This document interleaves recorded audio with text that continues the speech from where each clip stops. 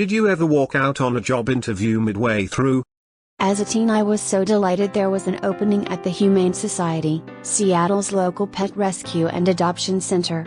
Filled out the application. When handing it in, I was asked if I was comfortable loading and unloading the crematorium. Growing up comes in one little chunk of horror at a time. I went to an interview for a tech firm. The job's hours meant that most days I'd get off work about midnight. During a break in the interview process, I went outside for a snack and saw the lead story on a newspaper. It said two violent drug gangs were having a turf war, and the border between their territories was the pedestrian mall right outside the building where I'd be working. The idea of walking across a dark, deserted pedestrian mall to a mostly empty parking garage in the middle of the night across the front lines of a gang war didn't appeal. I might have been overreacting, but I decided right then and there to accept another offer. When I asked how much they'd pay me, and the response was, "You can make as much as you want." The interviewer raised her voice and became verbally abusive during the interview. I stood up, announced the meeting was over, and left. That occasion was an early interview and I had other options. The decision to end that interview was based on an earlier experience from a part-time job during my teenage years. It's more valuable to tell you about that because I had made the mistake of accepting it. During the interview when I was 17, a retail store manager had asked, "What would you do if a customer has a problem?" I replied, "It depends on the situation." The interviewer barked back, "No. You get a supervisor." Adolescents deal with angry reactions from adults on a semi-regular basis, so I really didn't know how to assess that response. After a moment of silent surprise, I assured the manager I would follow store policy. I got hired. But the work environment was a nightmare. Lesson learned: when someone with enough authority to conduct interviews doesn't maintain professional demeanor at the interview, then it's likely they don't have much competence at all, and the organization tolerates that. Outward-facing courtesy is a minimal standard. My first question before the interview really even started was concerning their intended wage range, and when they told me, I thanked them for their time and then got up and left. I hate when places waste everyone's time by not putting wages out in front. I was in an interview to be a math teacher at a school with 7 openings. Just a continual mass exodus at an awful school. It was a 5-minute drive from home, though, so I decided to check it out. The first question I am asked is what I do if a student has a cell phone out in class. I said that I usually take the phone and give it back after class, but if the school has another policy I would be glad to follow it. The interviewer's immediate response was that she didn't think I would be able to build relationships with their students with that kind of mindset, so she would be fine with concluding the interview at that point. I agreed and walked out, completely blown away. No wonder why they can't keep teachers. I already had a contract with another school, so it was whatever to me. Yes, I'm a teacher and had a demo lesson at a charter school. They had asked me to come in the day before Memorial Day weekend began. When I got there, the individual who was supposed to interview me had called out, so I was placed with another recruiter who had seemingly seen my resume for the first time 5 minutes before I arrived. Knew nothing about me or my qualifications. First red flag. I was also told the principal was out too. I guess she had decided to enjoy an extended weekend as well. Apparently meeting a potential new teacher was not a priority for her. Second red flag. As I was waiting in the office, I overheard teachers and admin making fun of a sub, calling her itty bitty titty committee. Third red flag. As we were walking to the classroom, the dean of discipline, who was apparently standing in for the principal now, saw a student meandering the halls. He asked why he wasn't in class and told him to return to his class. The student completely ignored him and proceeded to walk away from his classroom. Nothing more was done. Fourth red flag. The lesson was a disaster. The kids were out of control and completely defiant. I know that part of a demo lesson is classroom management, but given the fact the interviewee does not know the kids, it's also up to the classroom teacher and admin to make sure the kids are minimally compliant so that the lesson can actually be carried out. I have conducted and observed several demo lessons and kids are usually on their best behavior, given that 1. There are several teachers and admin in the room, and 2. They are generally somewhat sensitive to the fact that this random person had been put in an extremely stressful and awkwardly contrived situation. Not these kids. Classroom teacher sat there looking completely defeated the whole time. The recruiter and dean, who were observing me, sat in the back on their laptops the whole time, not even paying attention to me or the lesson that I had worked on for weeks. I actually cut the lesson short because it was actually to the point of humiliation. At the end, back in the office where we were supposed to be wrapping up, I said, "I think we all know that this school is not a good fit for me. Thank you for your time." That was it.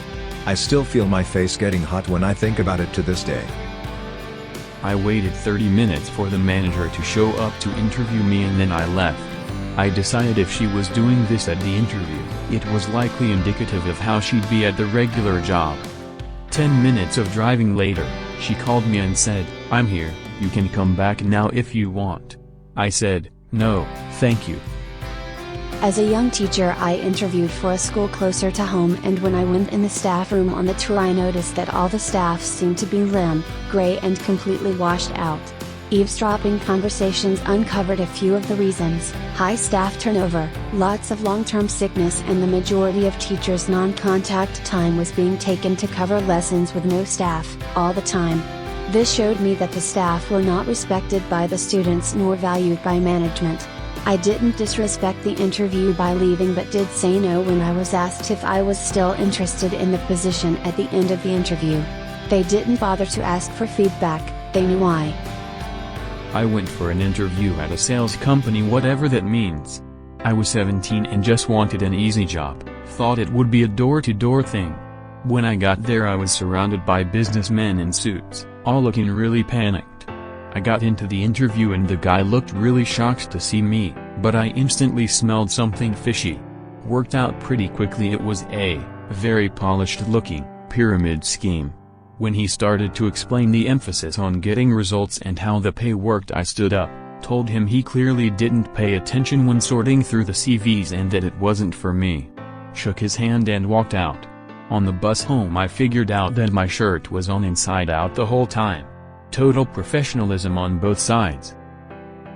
A driving job advertised as paying $16 an hour plus tips. During the interview they clarified it's actually $9 an hour, but the tips would bring the average up to $16 an hour. No thanks. Maybe don't word it like your wage will be $16 and the tips will be added to that. They knew what they were doing. I could tell the interviewer noticed my change in demeanor when she told me the truth. Borderline bait and switch. Job performance assessment for me was making $21 an hour as a third-year apprentice. I asked for a raise to $26 after completing my third year of school, a typical fourth-year wage in my area, and he countered with $22. I chuckled under my breath and looked down at my feet and said, "Well, if you don't want to pay me, I'll leave." The reply was, "We really need the help." My retort was, "If you did, you'd freaking pay me." I had a new job 4 days later with the pay I wanted. The staff member who started the interview noticeably changed to very guarded/self-protected when the manager walked in. I had a gut feeling and watched her interact with him. I knew he must be an ass. I turned down the job and left. I went to a job interview for a security guard that turned out to be a scam. They just wanted people to do free labor for them. In the interview they asked me generic questions like name, age, hobbies, but nothing else a legitimate business would ask, so that was the first alarm bell. Then they asked me to follow them to the warehouse where I thought they were going to show me the security work I would be doing, but instead they informed me they needed me to move boxes in the warehouse for the next 4 hours. Yeah, 4 hours. That's when it dawned on me there was no job, they were just looking to take advantage of gullible people who thought they were getting a job.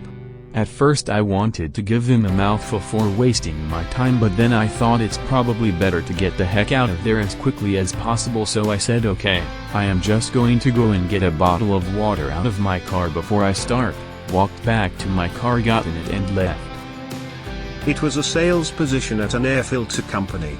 He liked me enough to start talking salary, which is where I noped out. Basically it was a ridiculously complicated system where I could make up to a certain amount, but really realistically I'd be making less than minimum wage. He kind of got red-faced and bitchy when I kept saying, "But wait, this means I'll be making like $5 an hour. I must not be understanding this right because you advertised this position as $40,000 a year. Can you explain? Am I missing something?" Basically he would rope people in with bad math and false promises, and when they didn't make any money, they'd basically agreed to it by accident. They'd quit and the cycle began again. Once this became clear, I politely declined and left. The owner of the company told me she'd come to my house and cut off all my hair if I ever shared any information with her competitors. I never shared any info about the company, but you better believe I told everyone what she had said to me. Please subscribe to Reddit Ramblings for more of the best Reddit stories.